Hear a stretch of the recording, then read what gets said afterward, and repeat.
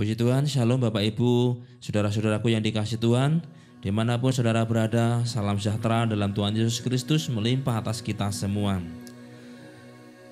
Saudara yang kasih Tuhan, zaman semakin maju, perubahan semakin cepat, dan manusia berlomba-lomba dengan kemajuan zaman. Mereka menciptakan alat teknologi untuk membantu mempermudah kehidupan, baik dalam kehidupan sehari-hari. Alat-alat rumah tangga diproduksi untuk memudahkan ibu-ibu rumah tangga bekerja.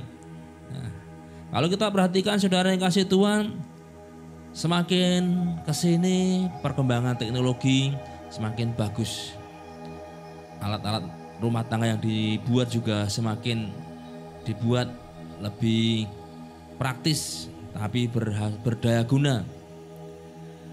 Tapi juga dalam segi yang lain, segi otomotif misalkan, pabrik-pabrik berlomba-lomba menciptakan baik motor ataupun mobil, menyasar kepada segmentasi baik anak-anak muda, orang dewasa, dengan fitur-fitur yang dibuat semakin bagus, semakin canggih. Dulu sepeda motor tidak ada channel USB, sekarang sudah ada channel USB sehingga orang bawa HP bisa dicolokin, dicas lewat motor. Zaman dulu tidak ada, tapi sekarang sudah ada. Juga fitur keamanan juga dibuat lebih baik, ada smart lock dan macam-macam.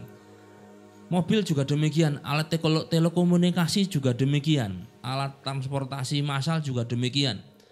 Kereta pada zaman dahulu tentu sangat berbeda, baik bentuknya, kemampuan kecepatannya, fasilitasnya, macam-macam sudah berbeda. Sampai bis pun saudara, dulu orang hanya mengenal sopir kernetnya, tapi sekarang ada satu perusahaan otobus, mereka sopir itu disebut kapten bis, dan kemudian pembantunya itu disebut kapilot kapten gitu ya.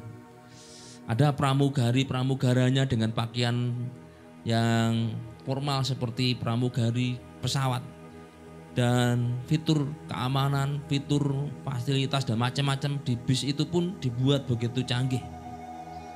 Jadi kita lihat di sini perkembangan teknologi ini begitu banyak membuat perubahan dalam kehidupan manusia, dan semua bertujuan untuk mempermudah, membuat nyaman. Tapi pertanyaannya, apakah manusia benar-benar kemudian dimudahkan dalam kehidupannya karena perkembangan teknologi?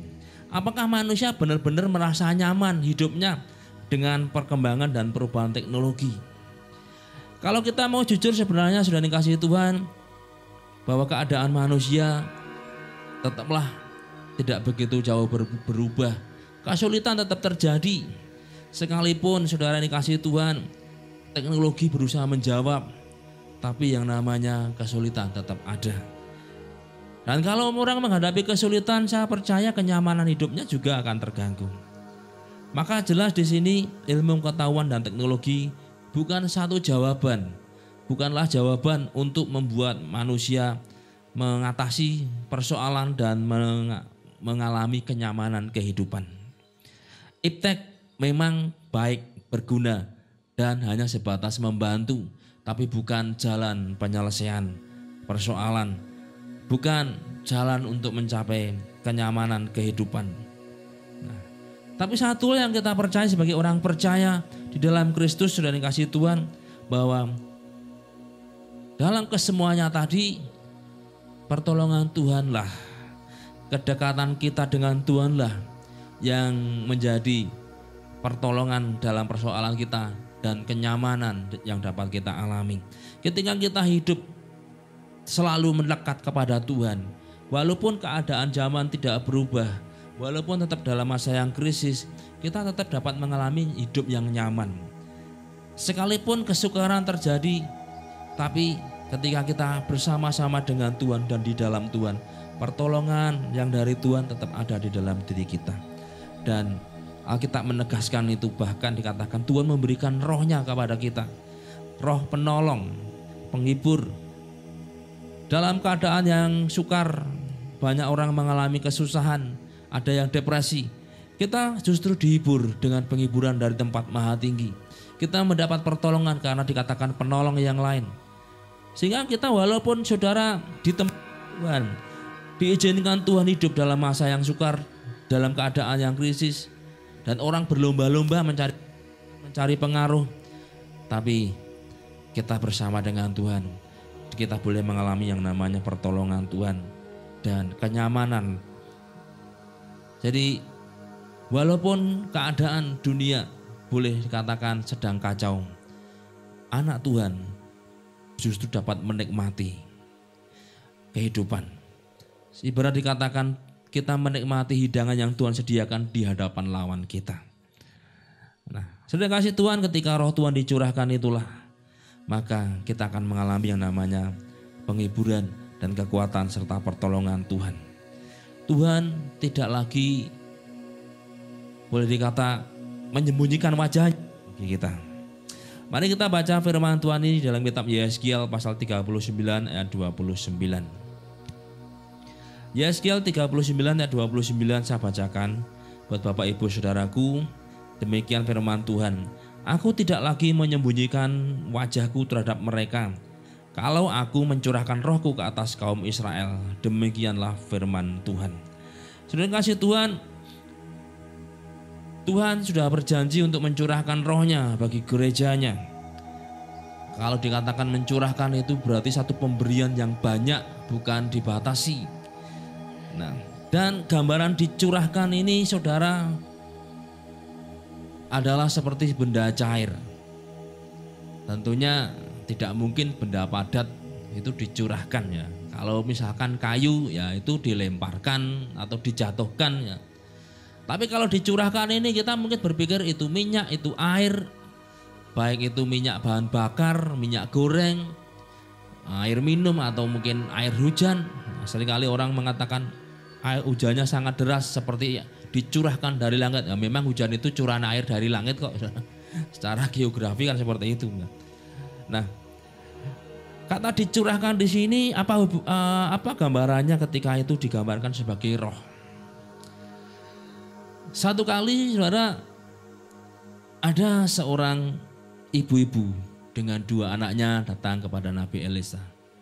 Dia berkata, engkau tahu bahwa suamiku ini orang yang takut akan Tuhan.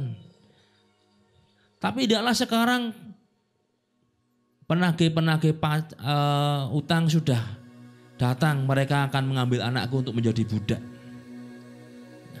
Ibu ini menghadapi satu kesulitan, di mana dia ini punya hutang dan dia tidak bisa membayar. Nah, dia datang pada Nabi Elisa dan Nabi Elisa berkata, apa yang masih kamu punya? Dia berkata, menjawab perkataan Nabi Elisa, aku tidak punya apapun di rumah kecuali sebotol minyak dalam buli-buli yang ditinggalkan oleh suami. Jadi dia bukan minyak di bejana tapi di buli-buli kecil saudara.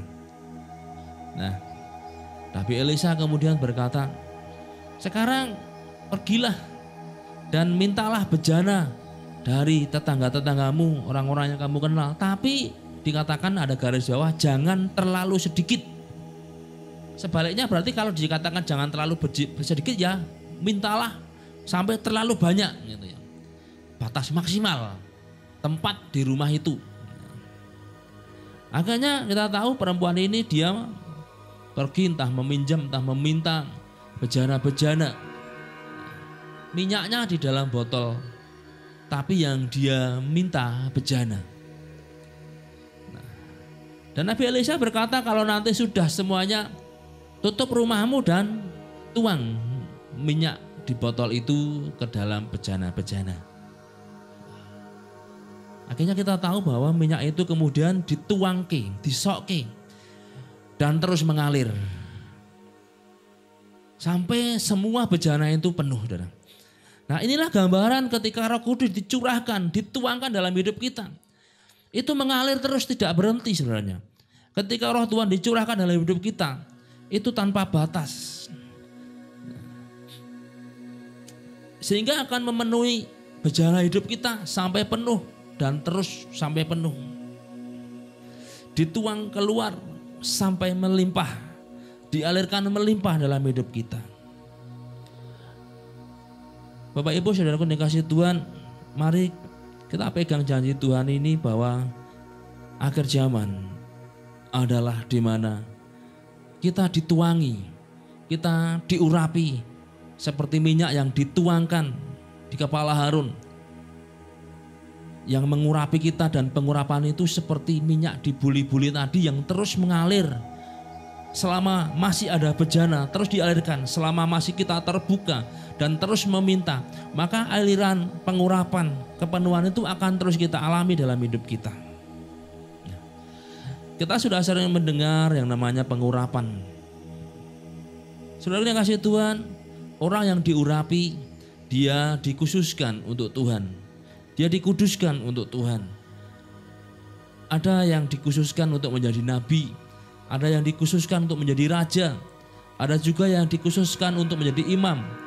Imam Harun misalkan, ketika dia diurapi maka Tuhan mengkhususkan dia dikuduskan untuk melayani dan menjadi imam.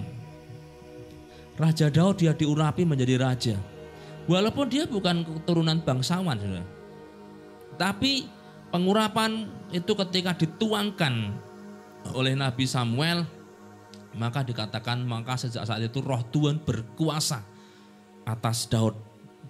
Nah, ketika kita diurapi oleh Tuhan, ketika pengurapan Roh Kudus muncul atau turun dalam hidup kita, saudara, kita seperti Daud, kita seperti Harun, atau kita seperti nabi-nabi yang lain. Pada dasarnya Daud itu siapa sih? Dia orang biasa. Dia bukanlah orang yang mampu. Mungkin juga orang bisa berkata Daud itu enggak layak. Atau mungkin kita orang katakan, oh si A si B, dia itu enggak layak.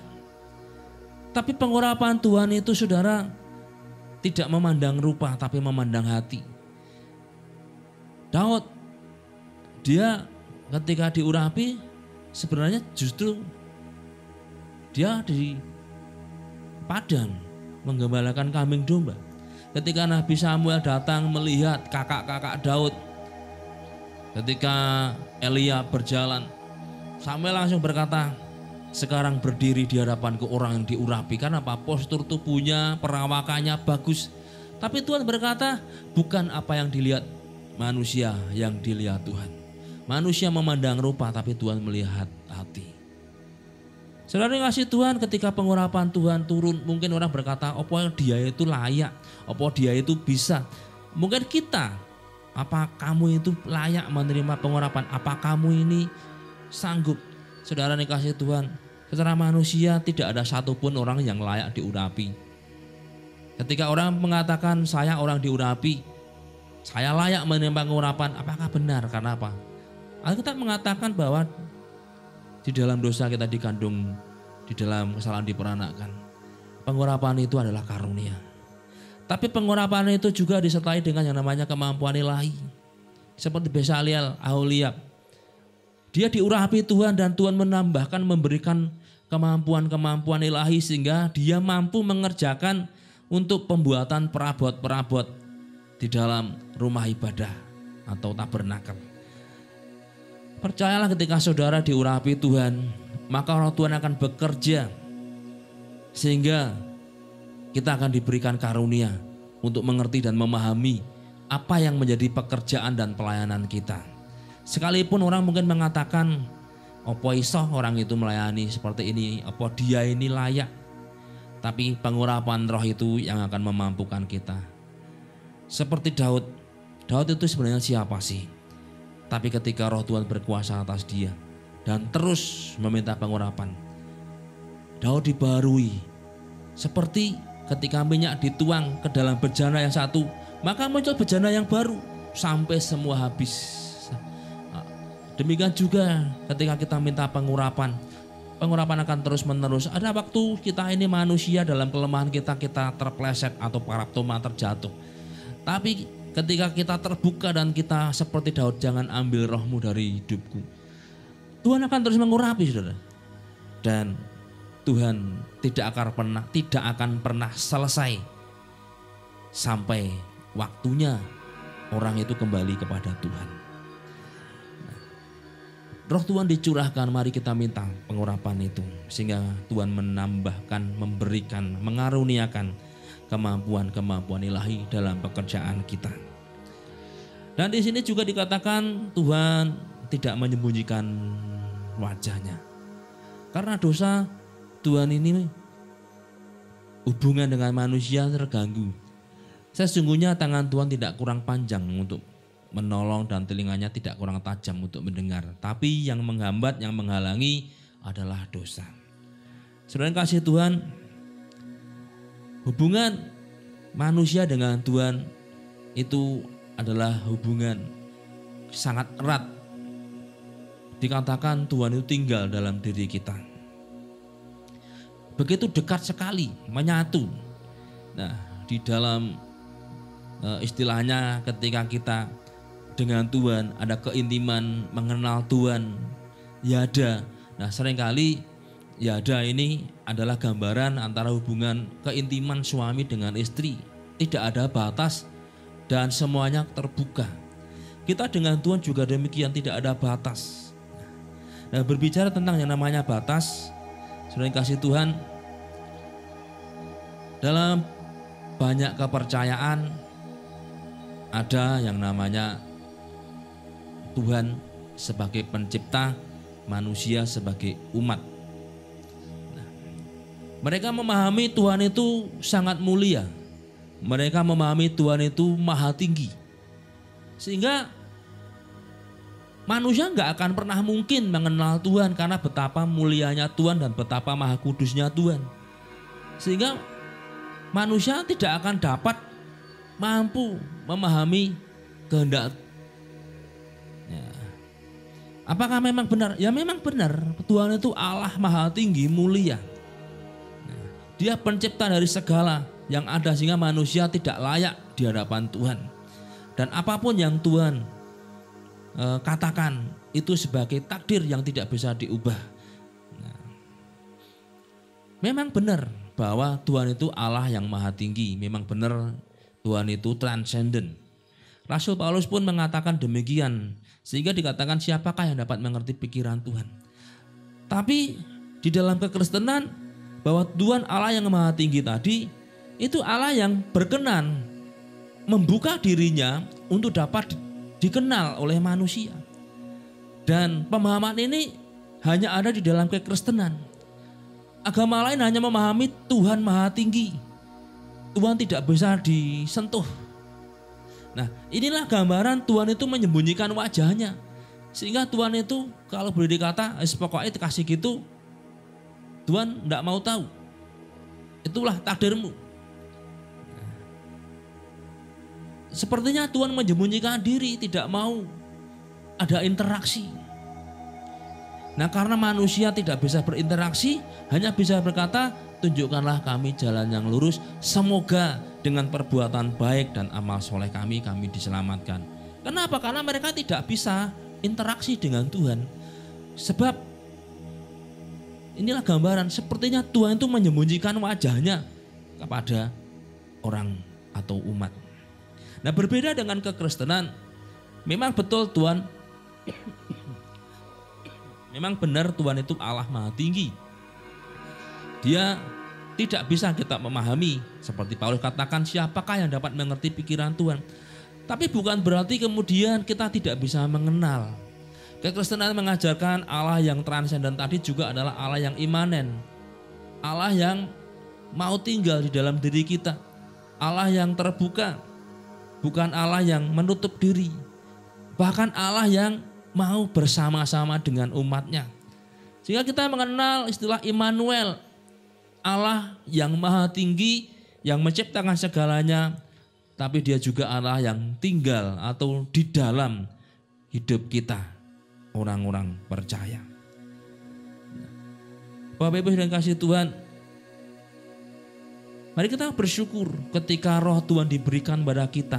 Itu menjadi satu namanya akses ilahi untuk kita dapat bertemu dengan Tuhan. Maka dikatakan Paulus, oleh karena roh itu kita dapat berseru, ya Aba, ya Bapa. Nah, agama lain hanya memahami Tuhan itu pencipta, manusia ciptaan. Mereka gak akan pernah mengerti bahwa Tuhan itu juga sebenarnya kita bisa berhak memanggil Bapa. Agama lain tidak sampai kepada kebenaran ini, karena agama lain hanya memahami Tuhan itu pencipta, Tuhan itu transenden, tidak bisa dipahami. Tapi kekristenan mengajarkan bahwa Allah yang transenden tadi, tapi juga dialah Allah yang imanen. Dan Allah itu membuka dirinya untuk datang kepada manusia, menjadi manusia tinggal. Dan ketika rohnya diberikan kepada kita, maka kita diciptakan baru, dilahirkan kembali oleh roh, yaitulah roh Allah sendiri, sehingga kita dapat memanggil Aba atau Bapa. Sama seperti seseorang yang dilahirkan dalam satu keluarga, maka dia boleh memanggil ibu atau bapak. Kalau orang Jawa Pak E atau Mbok E gitu. Tapi saudara, orang lain dia nggak bisa memanggil Pak E gitu. Kenapa? Itu bukan anaknya, bukan darah dagingnya. Nah, kita dilahirkan dalam roh, oleh roh. Ketika roh dicurahkan dalam kita, kita percaya, maka roh itu melahirkan kita kembali. Sehingga Paulus menekankan, oleh roh itu kita dapat berseru, ya Aba, ya Bapa. Sehingga sebenarnya ketika roh Tuhan dicurahkan, kita dilahirkan kembali, Allah tidak menyembunyikan wajahnya. Kenapa? Ya kita ini anaknya kok. Seorang bapak, dia perlu yang namanya, mungkin istilahnya menjewer anaknya atau mencubit anaknya, karena anaknya susah diatur. Tapi itu bukan berarti bapak ini kemudian membangun tembok gak mau dihubungi anak. Ada kali bapak itu karena anaknya mungkin diatur atau mungkin marah, sesuatu yang menjengkelkan di muka umum, bisa memakai rotan atau apa, pantatnya dipukul, kupingnya dicubit. Tapi itu bukan bentuk kebencian. Bapak tidak akan pernah menyembunyikan wajahnya bagi anaknya, walaupun anaknya itu tindakannya itu membuat malu. Bapak akan tetap mengasihi. Sudah dikasih Tuhan, demikian juga dengan Tuhan. Ketika Tuhan dikatakan mencurahkan rohnya, Tuhan membuka wajahnya bagi kita, maka kasih Tuhan itu akan terbuka bagi kita. Tapi ada kalanya ketika Tuhan membuka wajahnya, kasih itu diberikan dalam bentuk teguran. Kasih itu diberikan seperti bapa yang mencubit pantat anaknya, supaya anaknya ngerti bahwa dia melakukan satu tindakan yang tidak benar atau tidak baik. Bapa di surga, ketika dia membuka wajahnya kepada kita, pertama itu berkat. Kiranya Allah menghadapkan wajahnya kepadamu dan menyinari engkau dengan kasih-Nya, sehingga damai sejahtera dan berkat-berkat-Nya akan melimpah dalam dirimu, dalam hidupmu. Itu berkat. Tapi Tuhan membuka wajahnya juga, Tuhan ini menyatakan, mengekspresikan kasih-Nya dengan menegur atau mungkin istilahnya mencubit kita. Dan kita ini sadar kembali kepada aturan yang ditetapkan Bapa. Nah, saudara dikasih Tuhan, kalau kita sudah dilahirkan kembali karena Roh Kudus dicurahkan, maka kita akan mengalami yang disebut Israel rohani. Rasul Paulus mengatakan bahwa orang yang menerima Yesus sebagai Tuhan dan Juru Selamat, dia disebut Israel rohani, pemenang yang dari Tuhan. Dan lebih lanjut di kitab Roma, karena kita adalah anak Allah, kita Israel rohani, maka kita juga berhak, adalah orang-orang yang berhak menerima janji-janji Allah ketika kita bersama-sama menderita dengan Dia. Jadi Bapak Ibu Saudara dikasih Tuhan, mari kita bersyukur ketika Roh Kudus dicurahkan. Itu membawa kita pada satu dimensi sebagai anak Allah, hidup dalam kemenangan, menerima janji Tuhan, kita dipulihkan. Maka mari Saudara dikasih Tuhan, di akhir zaman ini sekalipun tantangan begitu banyak, kita tidak perlu takut karena Roh Allah sudah dicurahkan. Roh Allah melahirkan kita kembali, sehingga ada satu jaminan bahwa kita sebagai anak, kita dapat berseru ya Aba ya Bapa, seperti anak yang minta kepada papanya. Tapi juga kita dapat bersyukur bahwa kita dituntun oleh Tuhan, sehingga ketika kita mulai menggok atau menoleh, Tuhan seperti Bapak memegang kuping anaknya. Jangan ke situ, nanti kamu tidak jatuh. Tuhan seperti itu dengan kita, karena Rohnya ada di dalam diri kita. Dia mengingatkan, menuntun kita untuk tetap di jalan kebenaran. Tapi juga sebagai anak, Saudara yang kasih Tuhan, Tuhan sudah memberikan di hadapan kita. Seperti anak yang akan mewarisi apa yang dimiliki Bapa, kita pun akan mewarisi semua janji Tuhan dalam hidup kita dan menikmati berkat-berkat-Nya. Nah, puji Tuhan, bila firman Tuhan ini menjadi berkat bagi kita.